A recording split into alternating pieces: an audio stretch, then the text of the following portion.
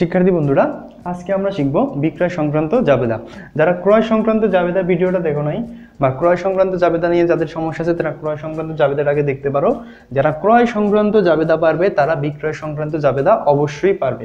তার আগে আমাদের জানা উচিত, যেহেতু আমরা বিক্রয় সংক্রান্ত করব, আগে আমাদের জানা উচিত যে বিক্রয় জিনিসটি কি। বিক্রয় করলে কি হয়?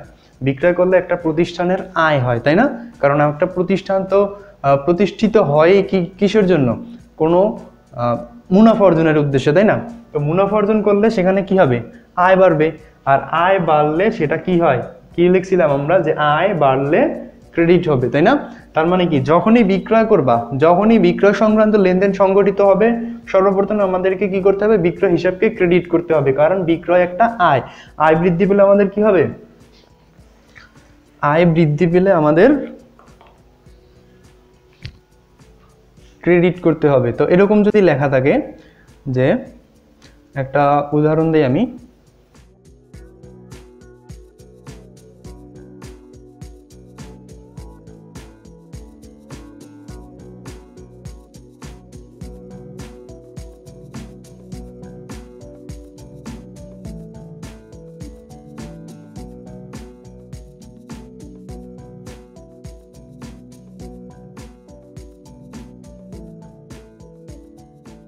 দেখো তো আমরা উদাহরণটা লেখা হয়ে গেছে যে মিস্টার এক্স নগদে 50,000 টাকা, বাকিতে 40,000 টাকা এবং চেকে 30,000 টাকার পণ্য বিক্রয় করলেন।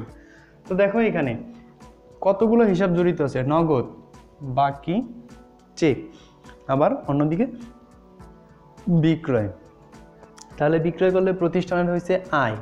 অন্যান্য দিকে আমাদের কি হয়েছে? দেখো নগদ টাকা আসছে, আবার কি বাকিতে, মানে কি বাকিতে যদি পণ্য বিক্রয় করি তাহলে কি আমাদের কারো কাছে আয় বকেয়া থাকে, অর্থাৎ দেনাদারের সৃষ্টি হয়েছে। তো দেনাদার সৃষ্টি হলে আবার এদিকে চেকেও আমরা কি করলাম? টাকা পাওয়া গেল। তো এক্ষেত্রে আমাদের জাবেদা কি হবে? আমি আগে বলছিলাম যে সর্বপ্রথম বিক্রয় হিসাবকে ক্রেডিট করবা। বিক্রয় হিসাব, এটাকে আমরা ক্রেডিট করলাম।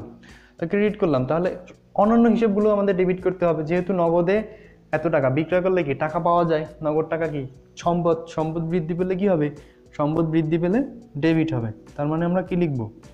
নগদান হিসাব, ডেবিট। আবার বাকিতে, বাকিতে যদি পণ্য বিক্রয় করি, বাকিতে পণ্য বিক্রয় করলে দেনাদারের সৃষ্টি হয়, দেনাদারের সৃষ্টি হয়। আর দেনাদার সৃষ্টি হলে কি? দেনাদার একটা চলতি সম্পদ, তো সম্পদ বৃদ্ধি পেল, তাই না? সম্পদ বৃদ্ধি পেলে আমাদের সেটাও কি ডেবিট হবে। তাহলে আমরা এখানে লিখব দেনাদার হিসাব, ডেবিট।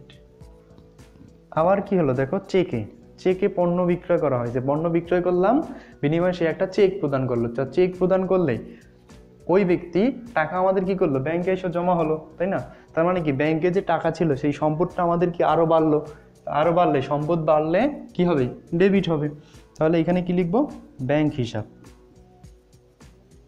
ব্যাংক হিসাব, ডেবিট। বিক্রয় সংক্রান্ত জাবেদা সাধারণত এগুলিই হয়। ওই ক্রয় সংক্রান্ত জাবেদাতে যেভাবে বলছিলাম, যদি পাওনাদারের নাম উল্লেখ থাকে বা বিক্রয়ের ক্ষেত্রে কি হবে? দেনাদার, তো এগুলো উল্লেখ আছে কিন্তু নগদ বা বাকি উল্লেখ নাই, তখন ধরবো কি? বাকিতে। আর যদি নগদ উল্লেখ থাকে তাহলে তো নগদেই, বাকিতে উল্লেখ থাকলে বাকিতেই। যদি কিছুই উল্লেখ না থাকে সেক্ষেত্রে আমাদের ধরতে হবে সেটা বাকিতে। আর যদি লেখা থাকে শুধু বিক্রয় বা শুধু ক্রয়, তখন সেটা ধরে নিব নগদে। তো আশা করি সকলে বিক্রয় সংক্রান্ত জাবেদা বুঝতে পারছো। ধন্যবাদ সবাইকে।